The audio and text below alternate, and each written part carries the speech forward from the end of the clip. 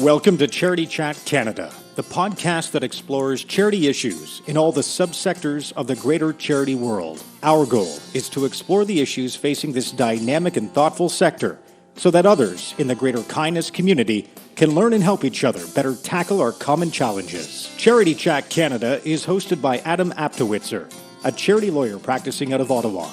To learn more about Adam and this podcast, please visit charitychat.ca.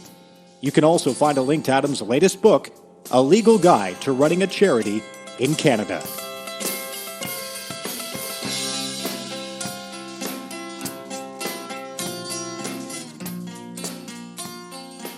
Hello, everyone, and welcome back to Charity Chat Canada. As you know, Charity Chat is a show where we try to learn a little bit about the various issues facing our colleagues in different parts of the sector. And we hope that this will be a way that we can each learn from each other and perhaps use what we've learned to advance our own projects, either directly furthering charitable objects or perhaps working with the sector as a whole. Today, we're very happy to have Bill Schaper with us. Bill is the Director of Public Policy at Imagine Canada, and he works in Imagine Canada's Ottawa office. In past lives, he was a political staffer on Parliament Hill, the senior policy advisor to a federal cabinet minister, a policy analyst, and a government relations practitioner for universities, an independent policy consultant, and a communications specialist for the United Kingdom's Auditor General. In addition to working at Imagine Canada, Bill is a full-time assistant to 4 cats and a dog who graciously allow him and his wife room and board in exchange for belly rubs and copious praise. Hello, Bill. Hey, Adam. How's it going? Great. It's great to have you. Thank you for joining us. Not a problem. So, I am very happy that we're having this chance to speak. I have an interest in public policy myself, of course, and I've looked at things mostly from my particular angle of the taxation of charities and the tax implications of donating to charities. But you've got a wider perspective. Why don't you tell us a little bit about the kind of issues that you deal with? Well, yeah, I mean, at Imagine, we try to deal with those issues that are at the federal level that affect all charities and nonprofits because they're charities and nonprofits. So that can run the gamut, anything from anti-spam regulations and how they are promulgated and how they might affect the sector, to broader taxation issues, to issues of charities' involvement in public policy, really just trying to create a relationship with government and an environment in which charities and nonprofits can get about doing their business, meeting their objectives, and fulfilling their missions. So it's a bit of everything. I like to call it that we do the boring stuff so that you don't have to, so that you can focus on your mission. Oh, I don't think it's boring at all. Neither do I, but I'm a bit of a nerd. Well, let me ask you then, what do you consider some of the more pressing issues from a policy perspective facing the sector? Well, I think when you look at some of the work that we've published at Imagine Canada, particularly the work our chief economist has done on the social deficit, and that is sort of the long-term projection of the resources that are going to be available to charities and nonprofits to carry out their mission compared to the demand that's going to be on their services over the next 10, 15 years.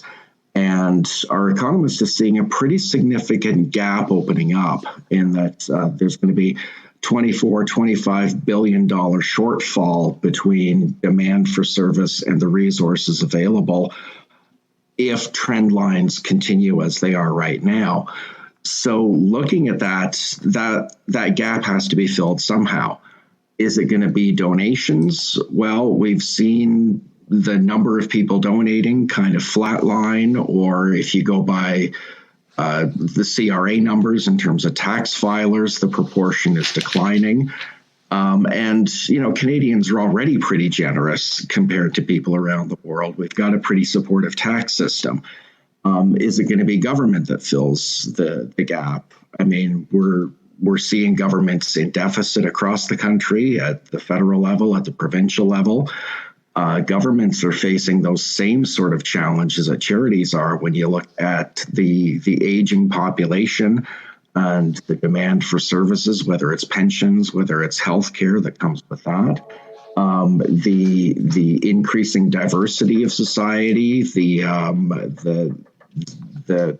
changing nature of our composition, and the need to settle people to make sure that they thrive and are successful in Canada. So if it's not going to come from donors and it's not going to come from government, it's got to come from somewhere. We look at the possibilities for things like social finance, for organizations running their earned income activities. And, what are the regulatory hurdles? What are the legal hurdles that need to be addressed in order for them to do that? So from there, it really comes down to what is the broader relationship with the federal government? How can the federal government and the sector be mutually supportive? What do we need to fix in order for charities and nonprofits to be able to make the maximum contribution that they can to their communities and to the economy overall? So you just deal with small issues? Yeah. Wow. Well, that obviously goes a lot into sort of identifying these issues, but let's get a little bit into some of the nitty gritty about some of those proposals. I mean, it's a very big point to say that, well, the charity sector simply won't have the resources necessary to do what's tasked of them. Many charities would say that situation exists now. But what exactly are some of the proposals on the table to help address the deficit? Well, we've just had the Senate Special Committee on the charitable sector put out a report and recommendations in late June. And they spent a year and a half listening to charities and nonprofits from across Canada. They did some pretty extensive online consultations as well. And they've come up with 42 recommendations, which aren't specifically saying this is to fix the gap. But a lot of what they're getting at with their recommendations are pieces of the puzzle. And if you look at it as if you look at the whole relationship between the sector and the federal government, we don't think there's any one magic bullet that's going to solve the issue. It really comes down to where are the irritants? Where are the things that we could be doing better? Where are the things that we're not doing right now that we should start doing? What can we learn from other jurisdictions? And which pieces are going to have the most impact? Which can we pick off? Which can we achieve the most easily? And come up with a bit of a game plan to move forward. Because, like I said, it's not that there's a magic solution. There's no magic wand that the government can wave to fix it for us. There's no magic wand we can wave. It's really getting down into the nitty gritty and tackling things one piece at a time until we get where we're going to be. It's incrementalism in a lot of ways.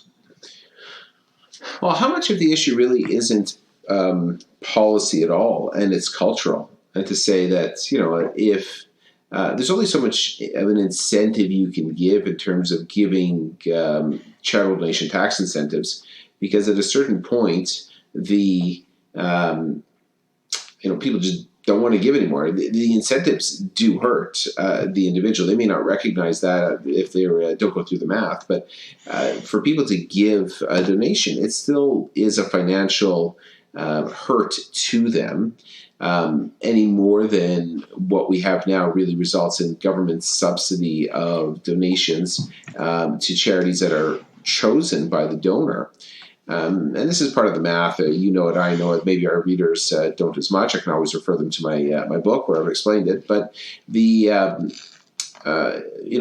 we don't buy the fact that the government is the one that's going to give away this money to charities to do the work, and we agree that the donation incentives are limited in their effectiveness from a mathematical perspective than others, then really the incentive to give has to be the altruism factor more than any bit of policy work that can be done. Do you agree with that?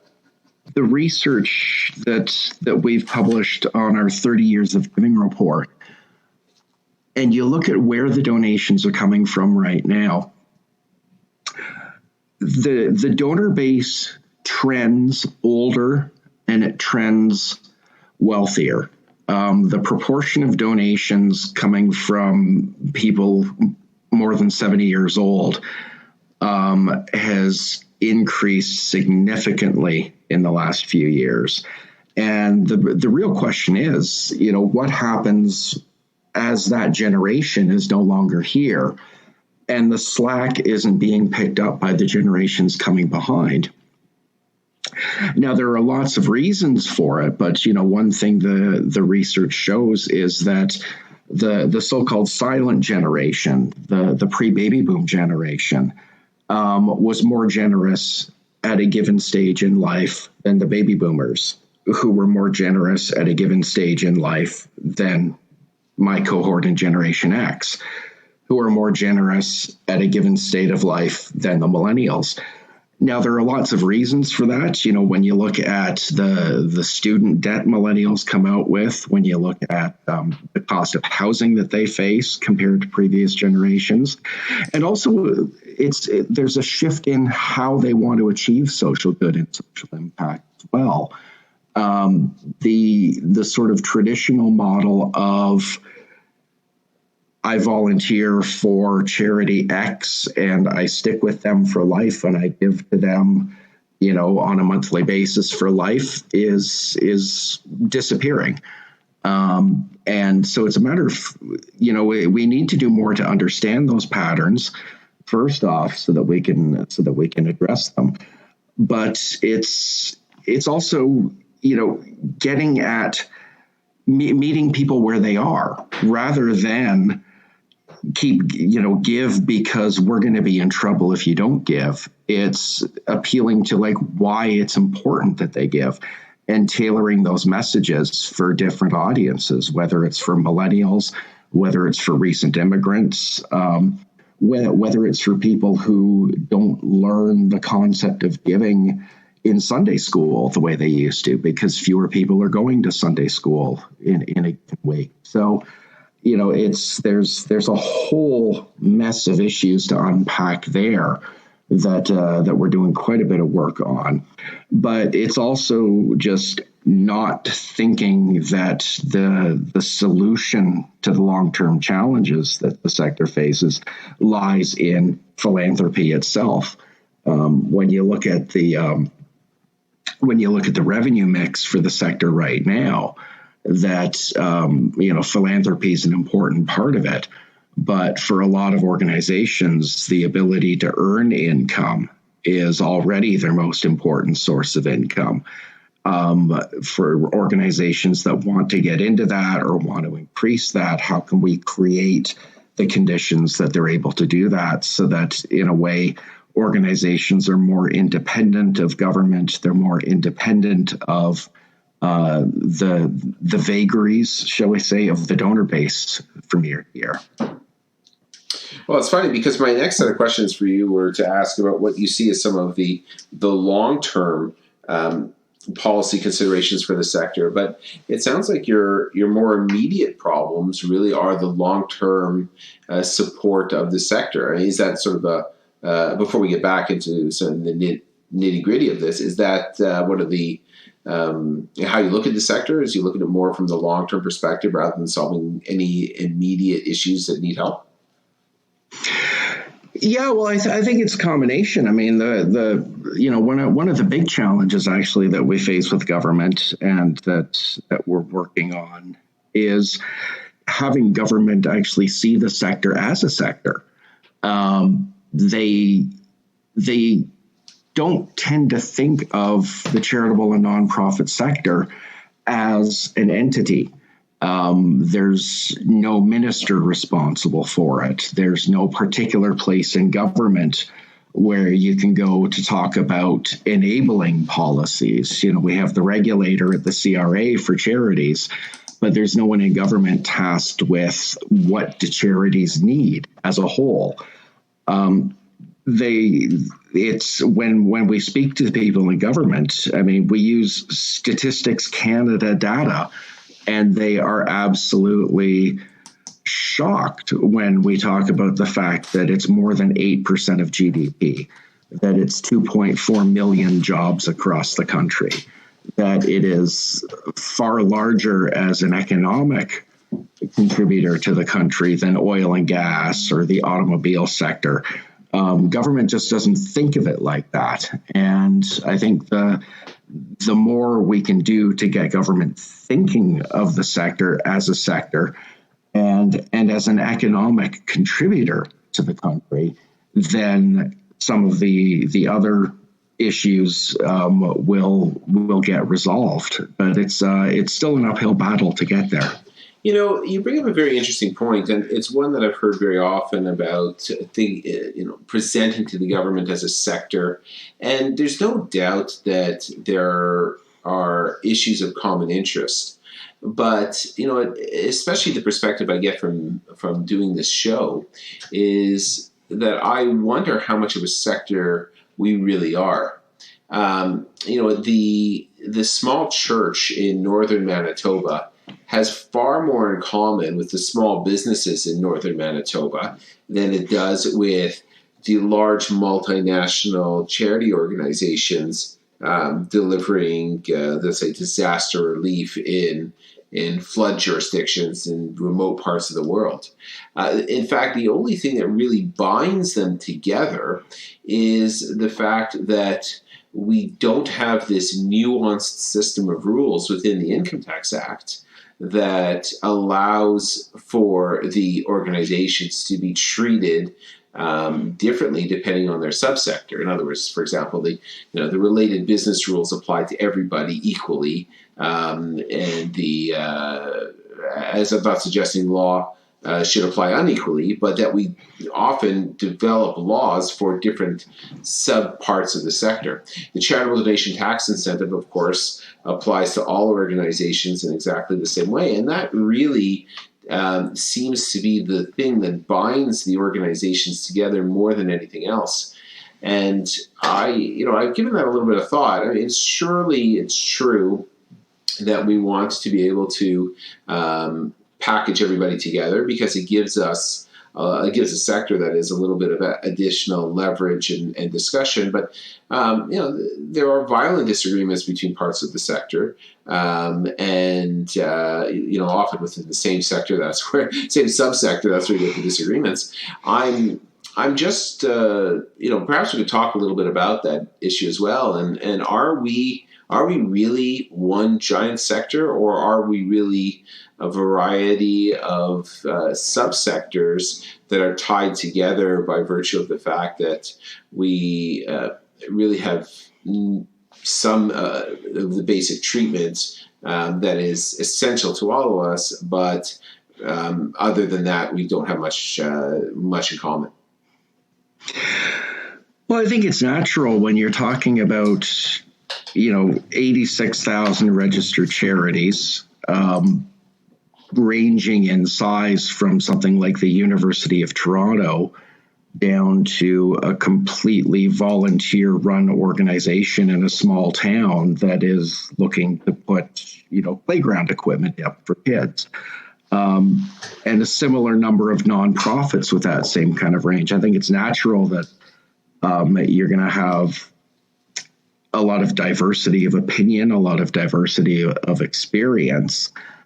But when you look at the private sector, you look at the community that is served and represented, for example, by the Canadian Federation of Independent Business.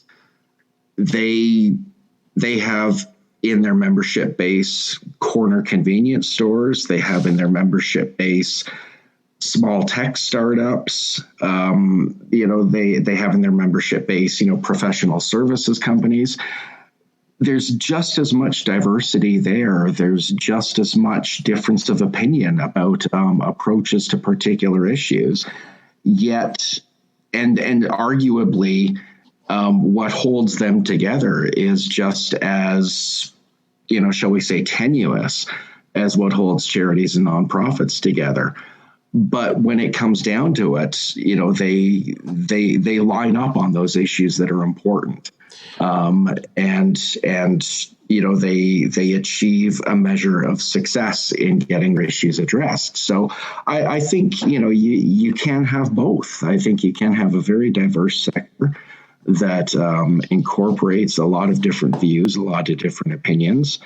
But you can also, in those areas where you have common interests, you can come together. Now, the one difference in that example is CFIB deals with, small and medium business. So, you don't have the sort of disparity that we're trying to deal with in size in our sector, trying to all come together, whether it's, a completely volunteer-run organization with a budget of $10,000 a year and U of T. And, not to pick on U of T, but they come to mind as an example of, an incredibly large charitable organization. Right, and that they are. And I don't mean to sort of berate the point, but the, and of course, the Canadian Federation of Independent Business, it's not that they line up on important issues. It's they line up on issues of concern, of mutual concern to all of them. And, I think, again, that the charity sector can line up on issues of mutual concern to all of them. And I think that's where there's an important role to be played by sector unifying organizations such as yourself. But, the fact is that, most of the sector has no interest in submissions to the Ministry of Health. The other part of the sector has no interest in submissions to the Minister of Environment or the Minister of Education, and so I'm not sure that one minister in charge of everything for charities is necessarily where I see the greatest amount of impact. But nevertheless, I think that there's a lot to be done in terms of unifying the sector and making submissions to the various parts. But, without going into that a little bit more, I am curious what's on your plate now. Is there a specific project that you're looking at gaining traction on and the support of the sector? Well, yeah, there's, as I mentioned a few minutes ago, the Senate put out its report with 42 different recommendations. We're in the process, actually. We've got a survey out in the field, and we're asking organizations who may not have participated in that process, may not have had time to read a 190-page Senate report, giving them a summary of the recommendations and asking them to actually say which ones of these resonate with you, which ones are relevant to you. And if you had to rank a top 5 or a top 10, how would you rank those? So we're trying, and that's basically an attempt to say, we can't go into government with here's 42 things we want because we won't achieve anything.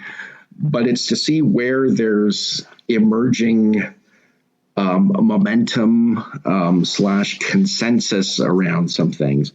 And, it's the survey's still out in the field, so we don't know what the final results are going to be.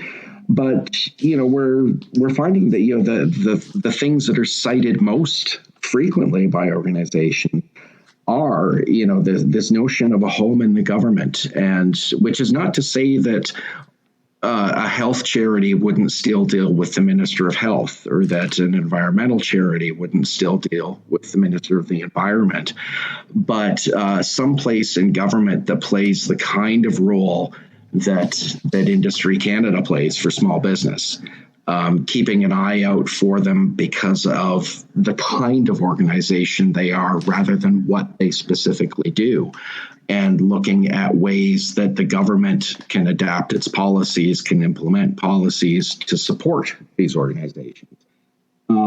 we're finding, people are very interested in the issue of full funding for administrative costs when they enter into grant and contribution agreements with the government, which has been an issue for years and years and years. There was a strong recommendation made on that by the Blue Ribbon Panel on Grants and Contributions back in 2006. The Senate's made a recommendation on it. And that's one of those things that, again, across government, if organizations were getting those legitimate costs covered when they deliver services for the government, just like what happens when the private sector is contracted to do something for the government. That's one of those things that would go right to the bottom line. I mean, organizations are also very into working with the government to find out how we can encourage a culture of giving.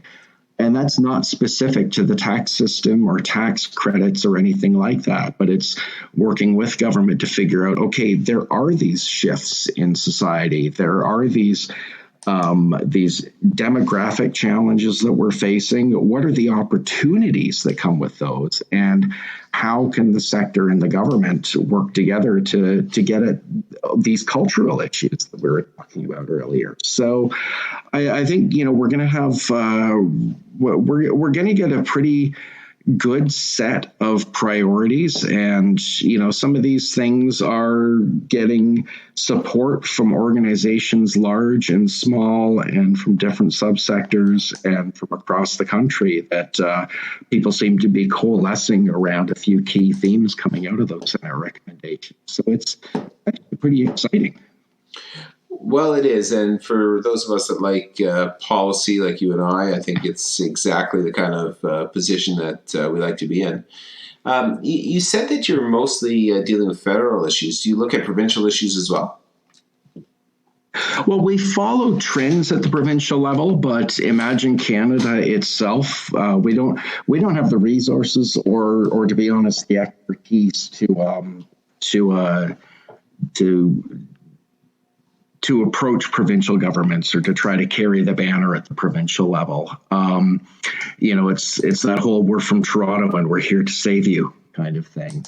Right. There are a lot of excellent organizations across the country that bring organizations together at the regional or provincial level, and they've got the credibility, they've got contacts, and they provide that voice at the provincial level that we just don't think we could do, even if people were asking us to.